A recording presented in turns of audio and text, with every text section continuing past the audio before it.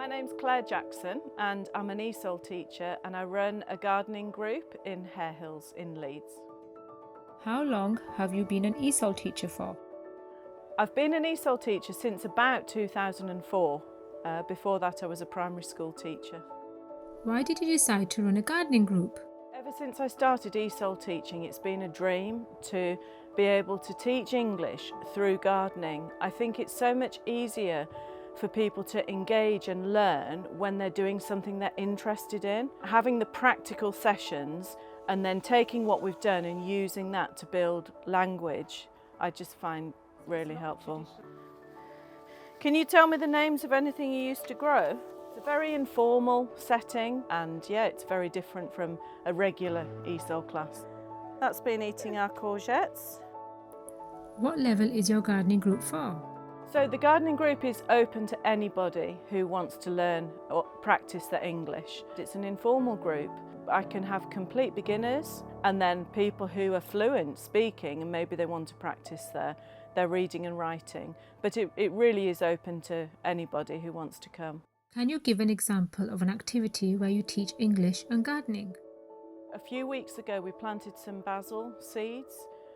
So before we planted the seeds, I'd prepared an activity where they were reading about basil and I'd written some of the uses. I'd given them a little recipe of how to use basil in a tomato salad, and then I gave them a little activity where they had to go on their phones and find out how to make a pesto sauce.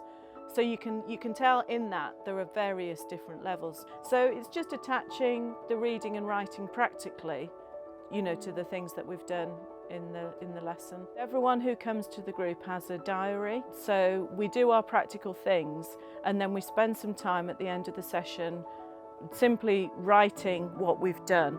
So if somebody has a high level of language, they might make notes about some of the things they've learned in the lesson. If somebody has a really low level of reading and writing, then it'll just be simply writing a few sentences and then reading them back.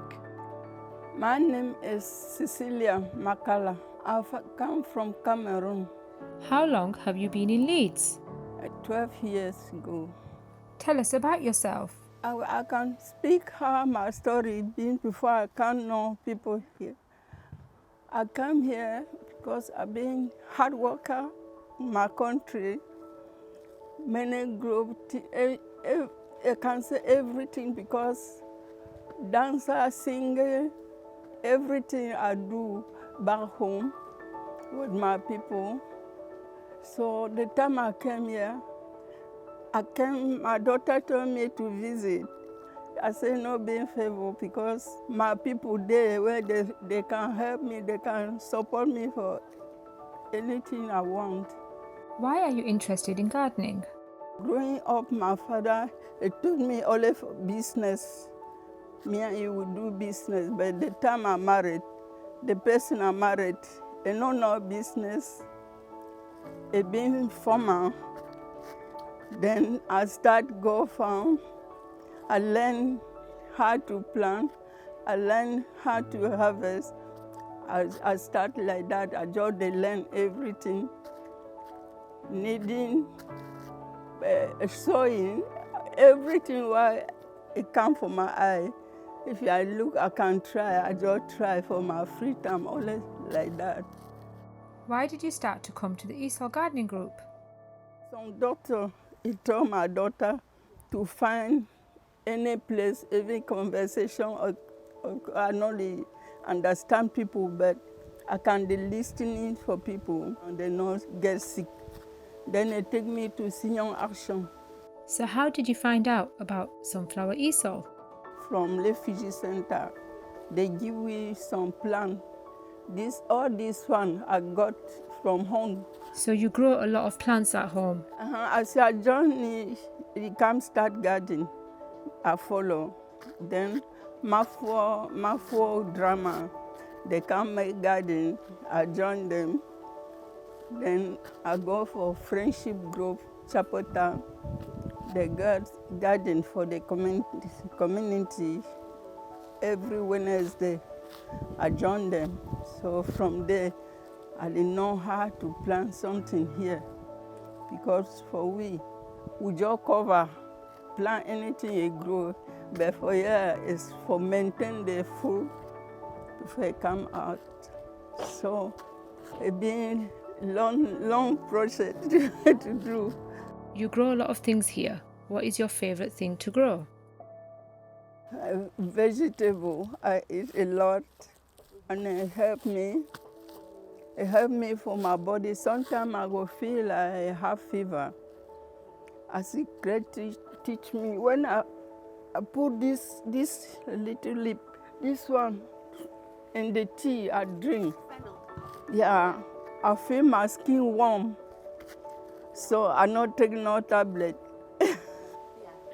One of the really lovely things about working with Cecilia is, and with other students who come, I'm teaching them English, but they're teaching me about the gardening. And it's a really lovely sort of swap, exchange of skills. Cecilia has much more knowledge of gardening and how to grow things than I do. So I'm often asking her questions about how to do things, and she's showing me. Can you describe a typical gardening session? They have a basic structure, but they vary from week to week because I never know who's going to come. We start the session, this is the best bit of the session, we start the session by coming in, looking at our 2 raised beds and seeing what's happened in a week. And it's miraculous. We leave courgettes that are this size and we come back after a week and they've turned into marrows. So we'll walk through the polytunnels, we'll see what other people are growing. We help out, picking some of, if there's some tomatoes that are ripe or cucumbers. We'll work out different jobs that need doing, and then we'll make a list of all the things that we need to do in that session, work through the list, and then finish the session with some reading and writing. And then, of course, all through the session, tea and biscuits. What do you do with the produce you have grown? The things that come out of our 2 raised beds, we share between whoever's here that week and take it home. And then the produce that's run for the rest of the catch raised beds, we take it up to the kitchen area and it gets used for the healthy holiday clubs. If they have excess things, then they have a pay-as-you-feel system.